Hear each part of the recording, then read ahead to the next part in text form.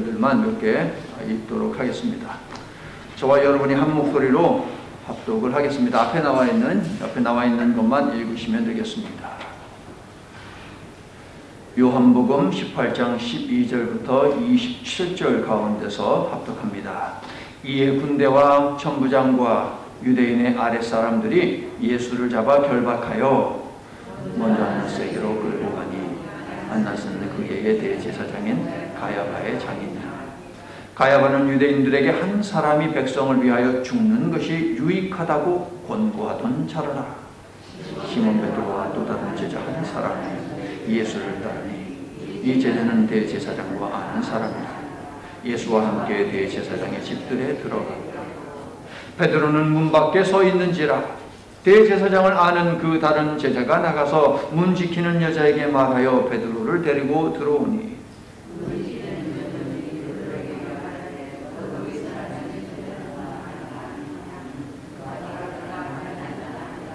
크게 함께합니다.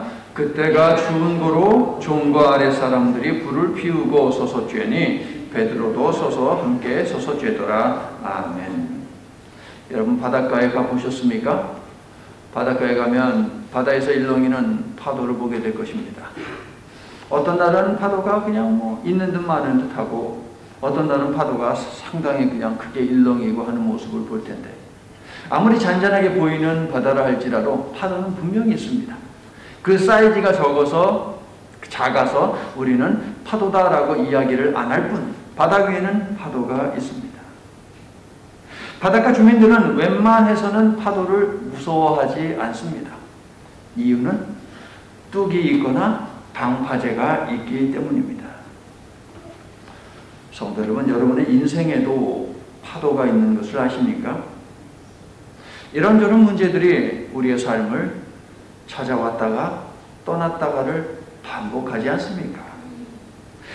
그런데 똑같은 파도에도 어떤 사람은 심장이 떨리고 염려하고 걱정하고 근심하고 입을 뒤집어 그냥 쓰고 눕는 사람이 있는 반면 그 똑같은 파도를 별것 아니게 생각하고 넘어가는 사람들도 있습니다. 이유는 무엇일까? 하나입니다. 방파제가 있느냐 없느냐 하는 것이죠. 방파제가 있는데 그것을 얼마나 튼튼하게 쌓았느냐라는 것에 따라 인생의 문제가 찾아올 때에 흔들리고 흔들리지 않고 하는 다른 반응이 나오게 되는 것입니다. 그렇다면 인생의 방파제는 무엇입니까? 가족입니까? 튼튼한 집입니까? 통장에 예금해둔 돈입니까? 좋은 약입니까? 여러분의 전학에 입력된 어떤 인맥들입니까? 분명 그런 것들이 어느 정도의 도움이 됩니다. 틀림없어요. 도움이 됩니다. 하지만 이런 것들을 가지고 있는 사람들이 몇 명이나 되겠습니까?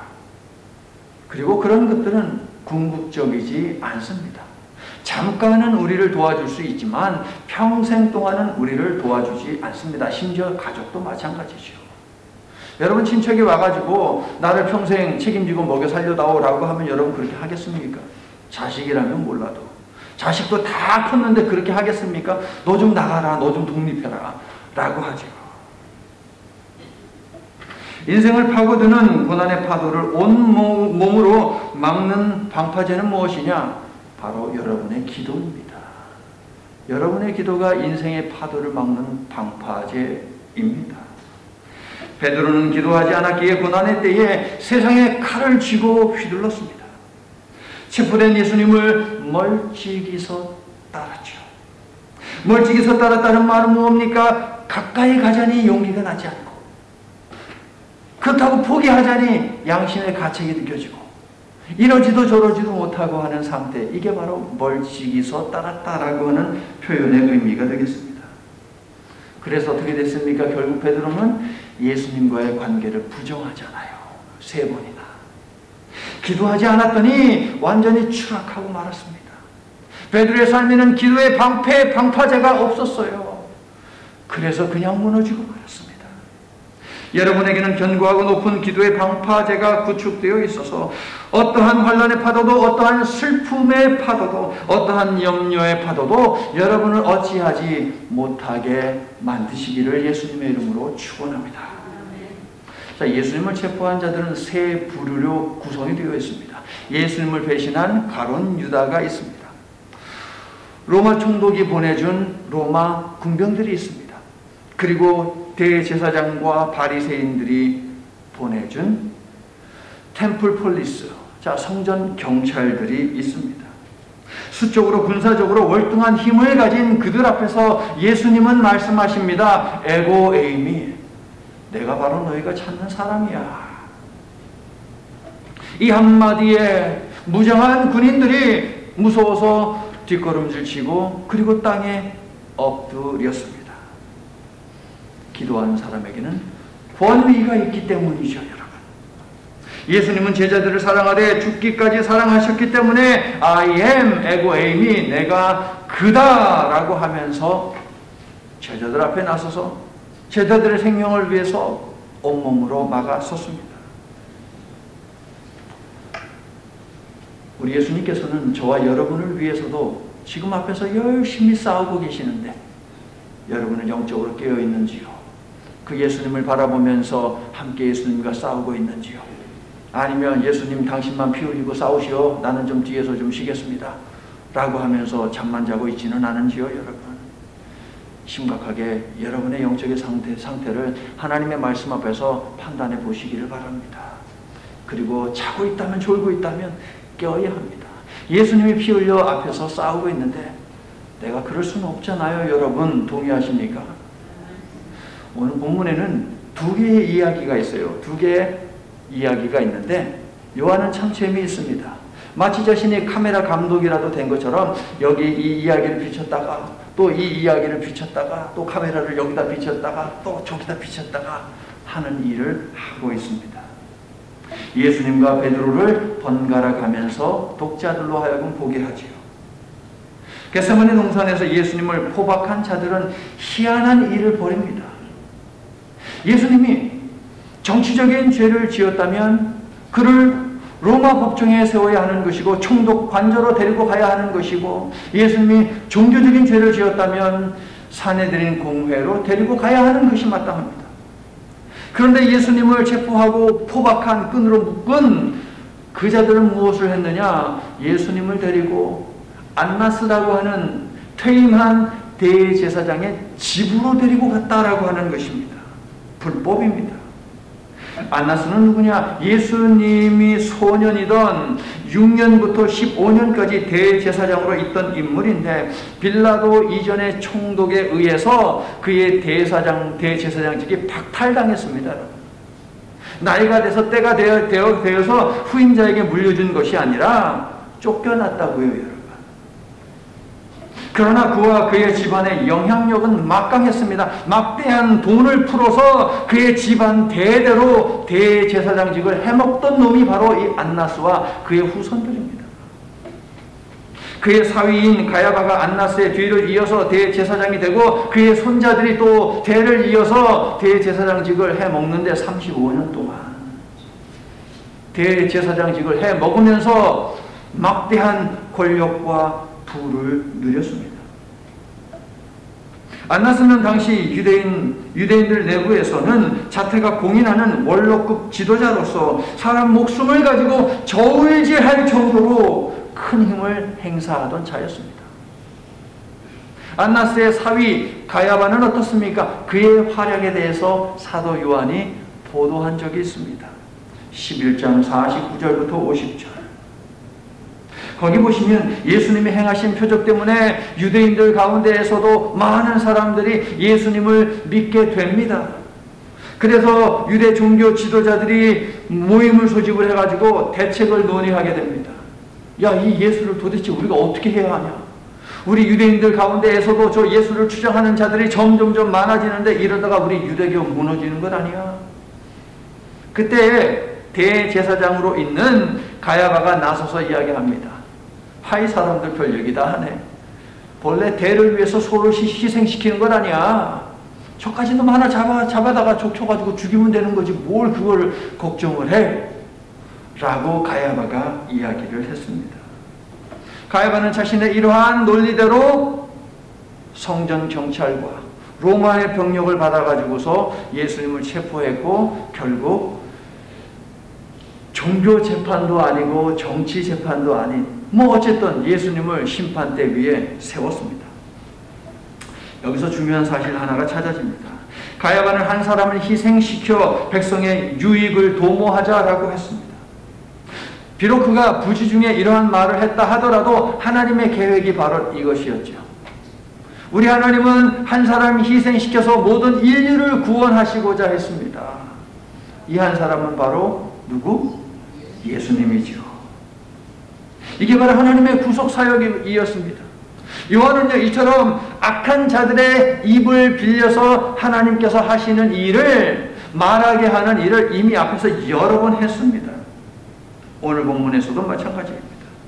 그들은 자기 유익을 위해 남을 희생시키려고 했지만 예수님은 자신의 몸을 내어주심으로 백성의 생명을 구속하십니다. 성도 여러분, 나는 여러분에게 영적 통찰력이 있어서 여러분의 일상 속에서 벌어지는 하나님의 구원 역사를 보고 듣고 느낄 수 있도록, 그리고 그 역사 앞에 순종하고 또 역사 앞에 여러분의 몸을 내어 던질 수 있는 그런 믿음을 갖게 되시기를 예수님의 이름으로 축원합니다. 대제사장을 지낸 장인과 현직 대제사장 사위인 이 가야바는 예수님을 희생양 삼아 어수선한 분위기를 다 잡는 것, 이것이 최선의 방법이라고 확신했고 이 일을 추진했습니다. 그릇된 선택을 넘어 사악한 선택을 했던 이들 종교 지도자들에게는 사실 하나님의 법은 안중에 없습니다. 예수님을 자기 집으로 끌고 와서 신문하는 것도 문제인데 시간도 문제이죠. 언제 예수님을 잡아들였습니까? 아침입니까? 점심입니까? 저녁입니까? 밤입니까? 모르시겠어요? 밤이죠. 여러분 13장 30절을 보십시오. 13장 30절을 보면 마가의 다락방에서 함께 최후의 만찬을 나누실 때 예수님이 가룟 유다에게 떡을 주시죠. 떡을 주셨는데 가룟 유다는 그것을 받고 먹진 않고 받기만 하고 밖으로 나갔더니 그 다음에 13장 30절 뭐라고 합니까? 밤이로라. 밤이로라. 나는 여러분의 시간에 이런 밤이로라 라고 하는 이런 표현이 없게 되기를 예수님의 이름으로 축원합니다. 예수님의 마지막 설교는 한동안 계속되었고 다락방에서 식사를 마친 후 나가셔서 포도원도 지나가셨지요. 거기에서 나는 참 포도나무요 하는 비유도 예수님이 주셨습니다. 그리고 아마도 거기에서 혹은 조금 더 가다가 기드론 시내를 건너기 전에 예수님은 3가지 기도를 하셨습니다. 그리고 어떻게 하셨습니까? 기드론 시내를 건너십니다. 그리고 겟세마네 동산에서 기도하시죠. 한참의 시간이 지났다는 거예요. 그러므로 저들이 예수님을 붙잡아서 안나스의 집으로 데리고 간 그 시간은 모두가 잠든 한밤중이라는 것입니다.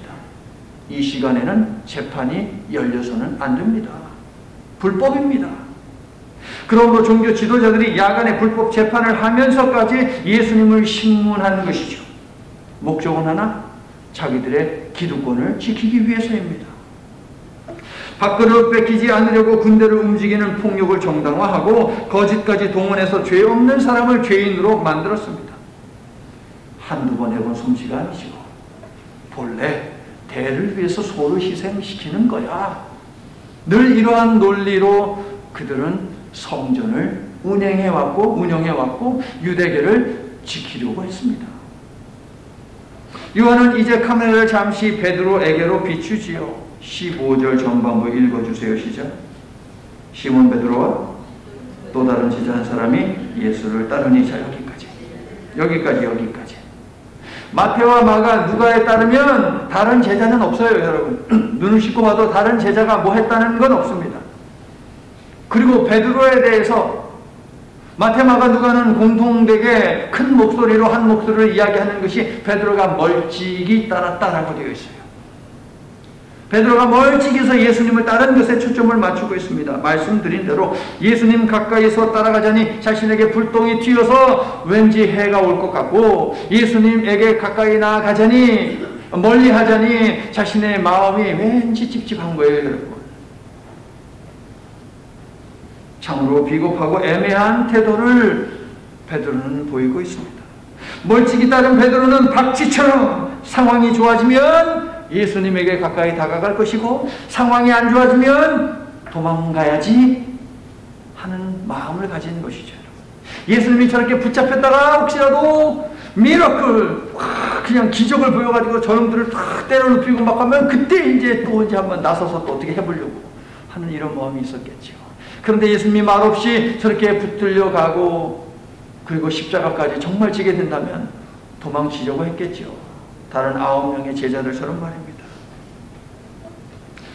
그런데 여러분, 안타깝게도 교회에도 베드로처럼 하나님과 거리를 두면서 신앙생활하는 사람들이 많다는 겁니다. 여러분, 예배를 나오기는 하는데 열정은 없어요. 그냥 한 번씩 얼굴 비춥니다. 예배는 나오지만 헌신을 하지 않습니다. 헌신을 하기는 하는데 어쩔 수 없이 체면 때문에 하고 언제든 나를 대신할 사람이 눈에 띄면 그만둘 마음입니다.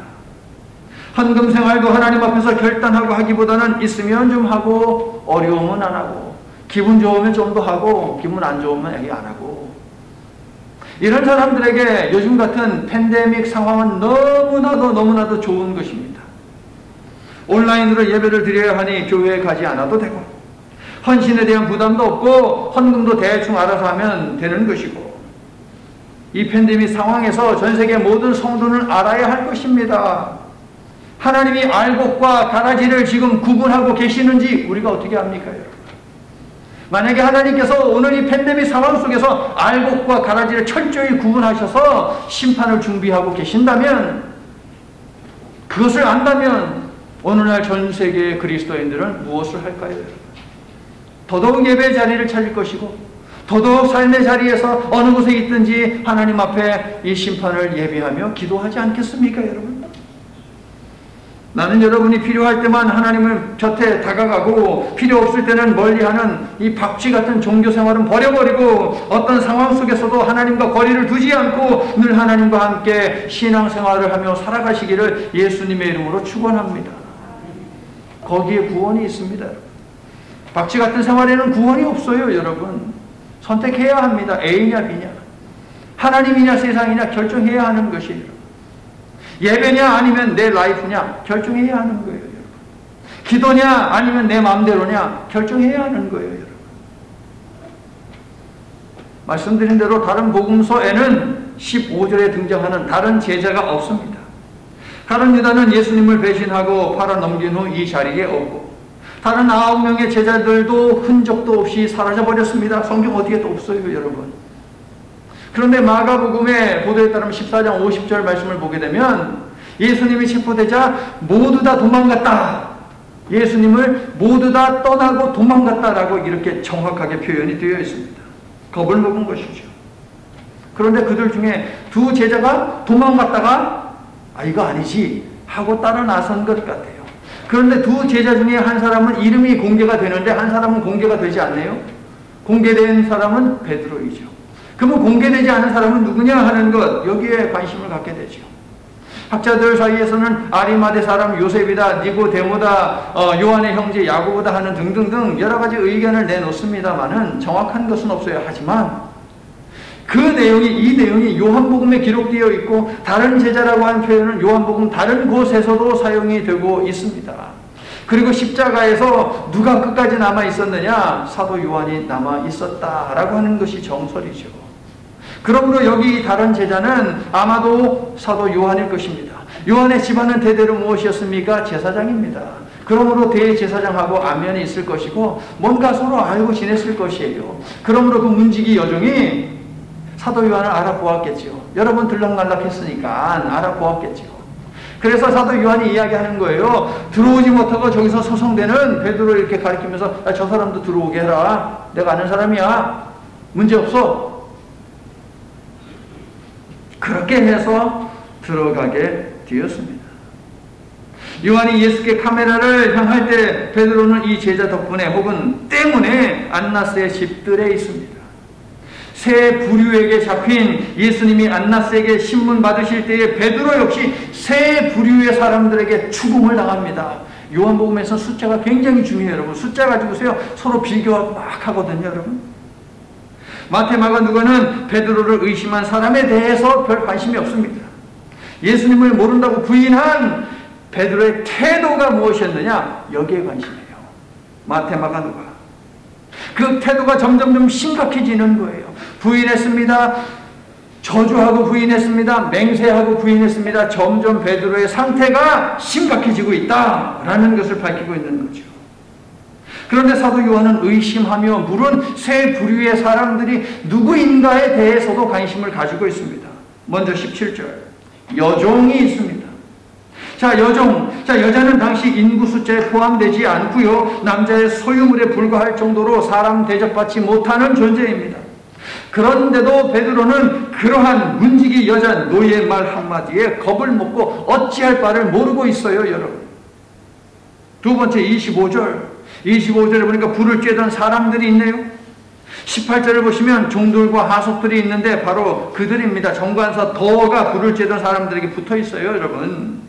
3절에 나온 그 하속들, 즉 예수를 체포하러 갔던 자들입니다. 겟세마네에서 그들을 향해 칼을 빼든 베드로의 모습이 보입니까, 여러분?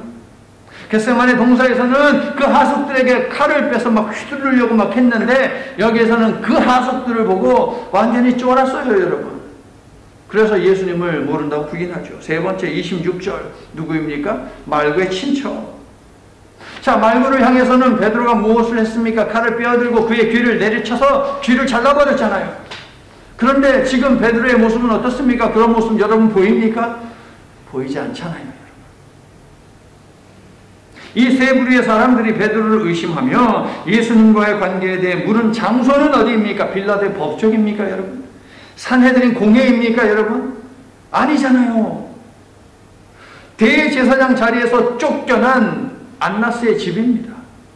그리고 여기 로마 군사들이 와 있습니까, 여러분? 아니요. 무장한 로마 군사들도 없습니다. 죽이겠다고 협박하는 사람도 이 자리에 없습니다. 그런데 베드로는 무엇하고 있습니까? 이들의 질문에 쩔쩔맵니다. 요한이 이처럼 관심을 갖고 세세하게 이 세 부류를 부각을 시키고 있지만 중요한 포인트는 무엇이냐? 어떠한 사람들이냐? 여기에 포인트가 있잖아요. 이 사람들을 상대한 베드로가 어떤 말을 하느냐? 어떻게 반응을 보이느냐라고 하는 베드로의 말에 지금 관심을 가지고 있어요. 그게 요한의 관심입니다. 예수님은 조금 전 겟세마네 동산에서 너희가 누구를 찾느냐?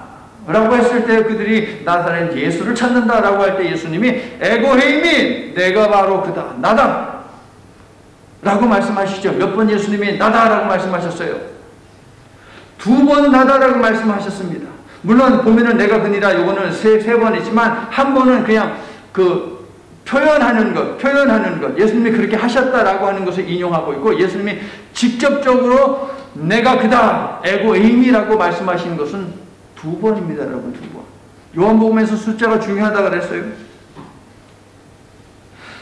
자, 그런데 다양한 사람들의 질문에 대해 베드로는 어떤 반응을 보입니까? 예수님처럼 에고에임이 나다, 맞아, 나야, 나 예수의 제자야, 나 예수하고 관계가 있어 라고 이렇게 반응했습니까, 여러분? 17절 끝부분하고 25절 끝부분을 보세요. 베드로의 대답이 뭡니까? 나는 아니라.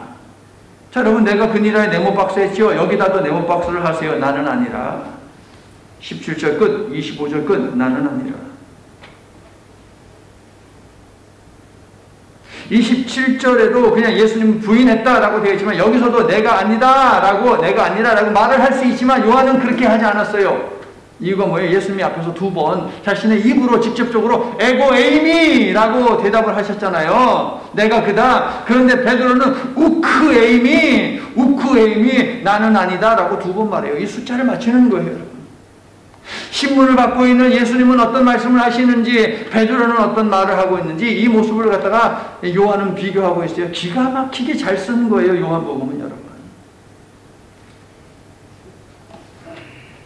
예수님은 베드로를 살리기 위해서 I am, 에고에임이 나다라고 2번 말씀하셨는데 베드로는 자기 한 몸 살겠다고 나는 아니다, 우크에임이 I am not이라고 2번 이야기하고 있어요. 성도 여러분, 방금 전 칼을 휘두를 정도로 의리가 넘쳤던 베드로는 어디에 있습니까?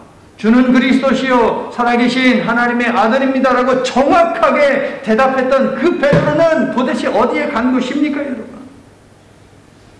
베드로는 유리할 때는 인정하고 불리할 때는 인정하지 않는, 부인하는 이중적인 모습을 가지고 있는데 베드로만 그러느냐? 우리도 마찬가지라는 거죠, 여러분.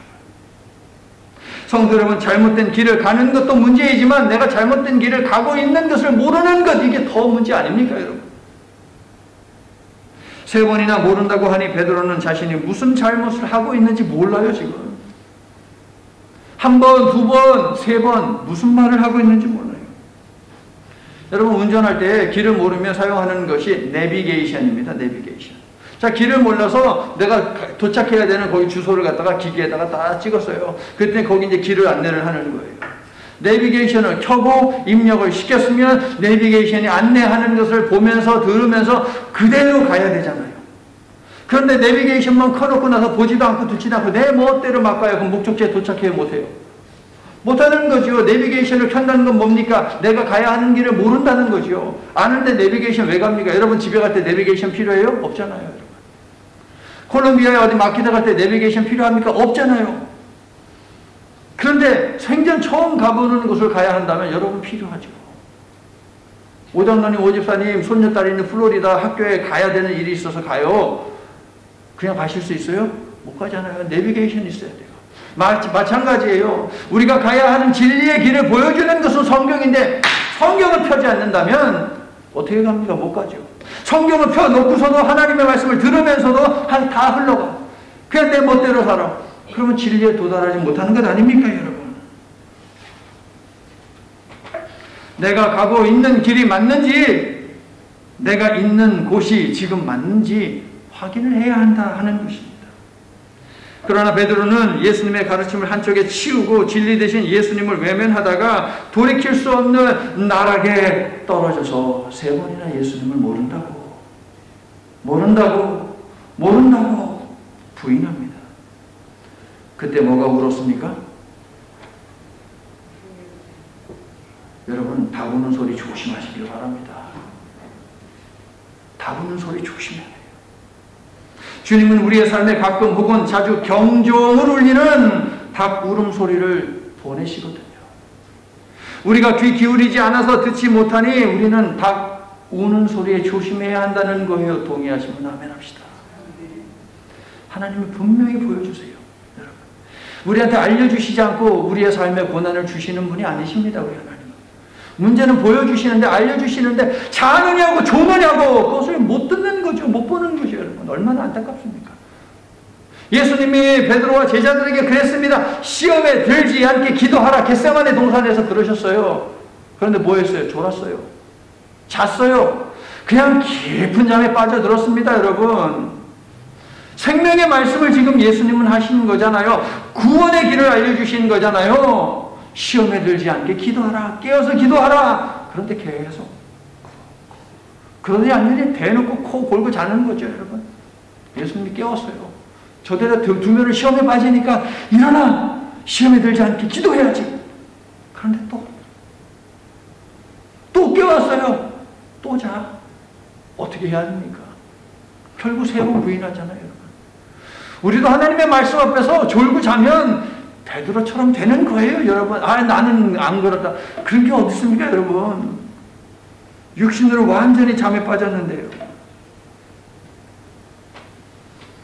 요즘 설교하면서 오늘은 우리가 그렇게 하지 않았지만 하나님의 말씀 우리가 서서 읽고 스트레칭도 하고 막 그랬잖아요. 여러분, 영어 설교를 듣느라 여러분 집중력이 좀 떨어지고 했을까봐 그래서 하나님께서 일어 세워가지고서 성경 읽게 하래요. 여러분, 집중하게 하라고. 하나님의 말씀에 집중하게 하라고. 나는 여러분이 졸음마귀, 잠마귀에게 패배하지 않고 하나님의 말씀 앞에서 항상 정신을 바짝 차리고 귀를 기울이고 주신 말씀에 또박또박 아멘으로 반응하여서 주신 말씀을 모두 다 여러분의 것으로 만들어 가시기를 예수님의 이름으로 축원합니다. 예수님이 2번이나 깨웠는데 베드로는 또 잤어요. 기도해야 할 때 기도하지 않고 잠만 잤더니 닭이 2번 울 때까지 정신을 차리지 못하고 영적인 깊은 잠에 빠졌어요. 예수님을 모른다고 부인했고 저주하면서 부인했고 맹세하면서 부인하지 않았습니까? 다른 사람은 모두 배신해도 나는 절대 예수님을 배신하지 않습니다라고 하는 베드로의 장담은 실패하고 오늘 이 밤 닭이 울기 전에, 2번 울기 전에 너는 나를 모른다고 3번 부인할 거야 라고 하는 예수님의 예언은 성취가 됐어요, 여러분. 예수님의 이 말씀은 여러분들에게 해당하지 않기를 예수님의 이름으로 축원합니다. 아멘. 사랑하는 성도 여러분, 고난을 두려워하지 말고 기도하지 않는 것을 두려워하시기를 바랍니다. 기도는 고난과 시련의 파도를 막는 방파제입니다. 기도하지 않으면 베드로처럼 바닷가에서 흔히 보는 낮은 파도에도 위협을 느끼며 겁을 집어먹습니다. 그까지 여종이 뭐라고, 여러분? 하속들을 향해서 칼도 빼들었는데 그까지 하속들이 뭐라고? 말고의 기도 잘랐는데 말고가 아닌 말고의 친척, 그 사람이 도대체 뭐라고? 별것 아닌 파도에도 겁을 잔뜩 집어먹고 쩔쩔매지 않습니까, 여러분? 기도하지 않으면 이런 일이 벌어지는 거예요. 집채만한 파도도 이기게 하는 예수님과의 관계를 부정하게 되니 얼마나 어리석습니까, 여러분? 결코 고난에 맞서지 못합니다. 기도하지 않는다면. 나는 여러분이 고난이 아닌 기도하지 않는 것을 두려워하여 예수님처럼 시시때때로 기도하고 그래서 고난을 두려워하지 않는 예수 믿는 사람들이 다 되시기를 바랍니다. 그래서 오히려 고난을 하나님의 임재와 역사를 체험하는 기회로 반갑게 바라보는 영적인 안목을 가지시기를 나사렛 예수 그리스도의 이름으로 축원합니다. 자, 카메라는 이제 다시 불법 예비 신문을 받는 예수님에게로 이동하지요. 안나스가 묻습니다. 야, 너를 따라다니는 사람들은 누구냐? 너 도대체 돌아다니면서 뭘 그렇게 가르치는데? 20절과 21절 그리고 23절에 있는 예수님의 대답을 보십시오. 예수님은 당당하게 맞서며 답합니다. 20절을 읽어주세요. 시작.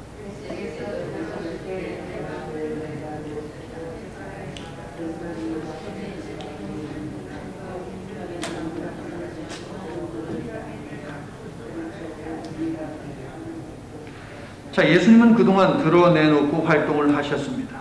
그것도 유대 종교 지도자들이 빈번하게 드나드는 회당과 성전에서 하셨습니다. 은밀하게 하신 것은 하나도 없고 모두 공개적으로 가르치셨습니다. 요한복음 2장에서 예수님은 성전에 가셔서 성전을 정화하는 사건을 하시지요. 성전에서. 요한복음 5장을 보게 되면 38년 된 병자를 예수님께서 고치시는데 어디에서? 성전에서. 6장을 보게 되면 예수님께서 생명의 참떡 500여의 기적을 일으키신 다음에 떡의 의미가 무엇인지를 알려주시죠. 가버나움 회당에서 하셨을 것입니다. 또한 7장부터 10장에 이르기까지 예수님은 유월절과 초막절과 그리고 수전절에 활동을 하시는데 모두 다 성전에서 하십니다, 여러분. 이처럼 예수님은 유대계의 전통 속에서 유대인들을 향해 유대계의 본래의 의미를 가르치셨다는 것이죠. 모두 공개적으로. 얼마나 많은 유대인들이 받겠습니까? 얼마나 많은 유대인들이 들었겠습니까? 그러므로 내가 한 말을 들은 수많은 사람들에게 가서 물어봐라, 그들에게서 들어라 라고 하신 예수님의 이 말씀은 무엇이냐? 이 21절의 말씀은 나에 대해서 증언할 사람은 차고 넘친다. 너희들이 불법적으로 나를 지금 신문하면서 나를 재판 아닌 재판을 하고 있어? 재판에서 가장 중요한 것이 뭐야? 증거지, 증인이지. 나에게는 증인들이 차고 넘쳐. 근데 니들이 제시할 수 있는 증인은 뭔데? 다 거짓 증인들이잖아. 아무 증거도 없이 체포하여 유대인의 법정이 아닌 자기 집으로 끌고 와서 그것도 재판하는 시간이 아닌 한밤중에 신문하는 자들을 향해서 예수님은 너희는 불법을 저지르나 나의 모든 가르침과 활동은 합법적이며 그것을 증명할 증인들은 셀 수 없이 많으니 그들에게 물어봐라. 얼마나 당당하십니까, 여러분? 성도 여러분, 기도하는 사람은요, 여러분, 이처럼 당당한 것이에요. 이처럼 의연하고 이처럼 자유로운 것이에요, 여러분. 여러분이 기도함으로 여러분이 바로 그러한 삶을 살아가시기를 예수님의 이름으로 나는 축원합니다. 자, 이 말을 옆에서 듣고 있던 안나스의 이 하속들 중에 하나가 예수님 뺨을 갖다가 확 후려칩니다. 이제는 3절에 나오는 하속과 같은 단어예요. 아마도 예수님을 체포할 때 있었던 자들 중에 하나이겠지요. 예수님을 뺨을 맞으면서도 오히려 신문하는 자처럼 위협을 당하지도 위엄을 잃지도 않으시며 말씀하시죠. 자, 23절을 읽어주세요. 시작.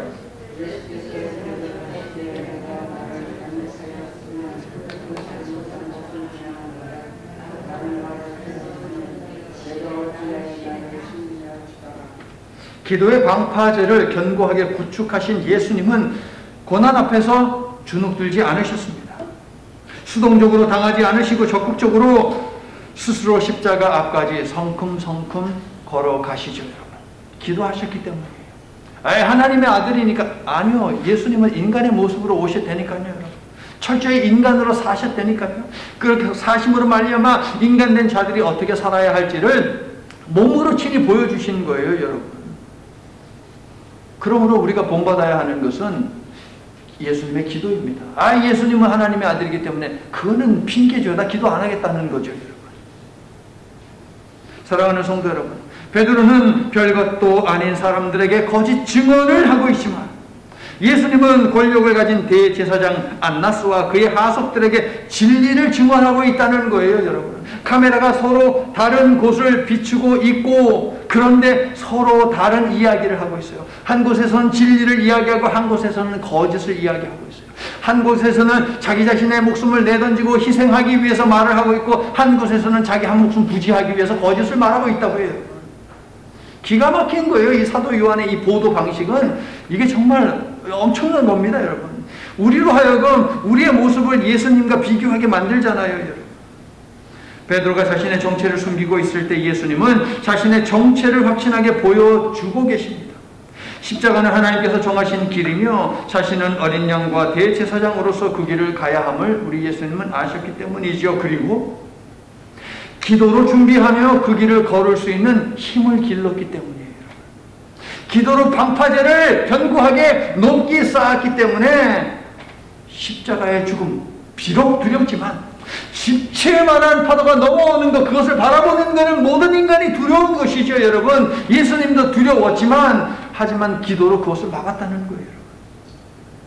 십자가를 피하지 않고 걸었다는 것이죠. 기도입니다. 성도 여러분. 우리의 삶을 주관하는 것은 세상이 아니라 하늘 아버지라는 사실을 알고 믿는 것만으로도 우리는 능히 세상을 판단하며 이기는 자가 될 수 있음을 믿으시기를 바랍니다. 이 믿음을 견고히 하고 하나님과 여러분의 관계를 부인하지 않고 더욱 친밀하게 하는 것이 무엇이냐 따라합니다. 기도! 여러분, 방파제 굉장히 비싸요. 그래서 바닷가에 있는 사람들이 방파제 사가지고 거기다 이렇게 설치하고 싶어도 돈이 없어서 못하는 거예요. 여러분. 그런데 방파제가 많고 크면 클수록 파도가 생명을 위협하지 못하는데요. 마찬가지로 여러분이 기도하면 할수록 여러분의 심령은 분명 강하게 될 것입니다. 그러므로 기도의 방파제를 날마다 견고히 쌓아가시기를 예수님의 이름으로 축원합니다. 이제 말씀을 마칩니다. 빛과 어둠이 공존할 수 있습니까? 빛. 태양, 빛하고 어둠이 공존할 수 있어요? 공존하지 못하죠, 여러분. 빛이 비치면 어둠은 사라집니다. 빛에 속해 있지 않다면 그렇다면 어둠에 속해 있는 것이죠. 그 중간지대는 없어요, 여러분. 베드로는 빛과 어둠 사이에 중간지대에 계속 있으려고 하는 것이죠. 유리하면 예수님께 붙었다가 불리하면 세상에 붙었다가. 성도 여러분, 진리에는 중간지대가 없습니다. 진리는 진리예요. 이것도 진리, 저것도 진리, 이렇게 해도 진리, 저렇게 해도 진리. 하나님 나라는 중간지대를 허락하지 않습니다, 여러분. 하나님 나라는 멀리서는 결코 경험할 수 없습니다. 하나님 나라는 속으로 진입해야만 경험할 수 있는 나라예요, 여러분. 하나님 나라를 앞에 두고 멀찍이 거리를 두고 따르는 중간지대를 선택한다면 그것만큼 어리석고 위험한 일은 없어요, 여러분. 자기들은 안전한 땅에 산다고 생각하지만 실은 가장 위험한 자리에 살고 있기 때문이죠, 여러분. 꼭기요! 꼭기요! 발부름 소리에 자신이 중간지대에 방황하고 있다는 것을 깨달은 베드로는 눈물만 흘릴 것이 아니라 발걸음을 옮겨야 합니다. 멀찍이 거리를 두고 따라가는 것을 멈추고 진리 되시는 빛 되시는 예수님, 십자가로 향하시는 예수님 곁으로 가야 한다고요. 성도 여러분, 여러분은 중간 지대에 있지 않습니까? 혹시 여러분의 걸음을 옮겨야 하지 않습니까? 진리가 너희를 자유하게 하리라. 진리 대신 예수님만이 우리를 죄와 사망에서 자유하게 할 수 있으니 여러분의 발은 언제나 진리 안에 거하시기를 예수님의 이름으로 축원합니다. 성도 여러분, 그러기 위해서는, 진리로 옮기기 위해서는, 진리에 계속 거하기 위해서는 기도 그 방파제를 견고히 해야 합니다. 나는 여러분이 견고한 기도의 방파제를 구축하여 고난의 파도가 아무리 높다 하더라도 주눅들지 않게 되기를 예수님의 이름으로 축원합니다. 길이요 진리요 생명 되시는 예수님에게서 눈을 떼지 않게 되기를 또한 축원합니다. 가까이 곁에서 예수님을 따르며 예수는 나의 힘이요 구원자가 되신다고 평생을 선포하며 진리 되신 예수님과 함께 당당하게 살아가시기를 나사렛 예수 그리스도의 이름으로 간절히 축원합니다. 아멘. 하나님, 인간의 손바닥으로 하늘을 가릴 수 없음에도 인간은 과학과 지성과 권력과 물질과 등등 모든 세상에 속한 것들, 그러나 그것은 하나님의 선물들인데 이것들이 자기가 잘나서 갖게 된 것으로 착각하며 교만에 빠지고 종국에는 하나님이 존재하지 않으며 하나님이 존재하더라도 필요가 없다고 말합니다. 하나님이 가장 싫어하는 죄인 교만에 빠지지 않는 저희들이 되게 해 주시옵기를 하나님 바라고 원합니다. 베드로는 자신의 충성은 죽음도 불쌍한 충성이라 장담했지만 그가 내세운 믿음은 인간적이고 세상적인 것이었기에 기도해야 할 때 기도하지 않고 말씀을 붙들어야 할 때 칼을 빼들었습니다. 자비하신 하나님, 고난의 때에 저희가 붙드는 것은 언제나 하나님이게 하여 주시옵소서. 전화기를 만지작거리며 누군가에게 하소연하기 전에 먼저 무릎 꿇고 기도하는 저희들이 되어야 할 줄로 믿습니다. 그러므로 기도가 저희의 호흡이 되게 하시사 일상을 주님과의 대화로 채우는 열심히 저희에게 있게 하여 주시옵소서. 하나님의 말씀 앞에, 하나님의 촉구 앞에 자꾸 잠자게 만드는 그 마귀는 떠나가게 하여 주시옵소서. 하나님의 말씀 앞에 자꾸 눈 감게 만드는 그 사탄은 아버지 하나님께서 물리쳐 주시옵소서. 그리하여 고난의 파도가 아무리 거세더라도 기도의 방파제로 말미암아 우리의 심령은 평안케 하여 주시옵소서. 예수님 이름으로 기도드립니다. 아멘.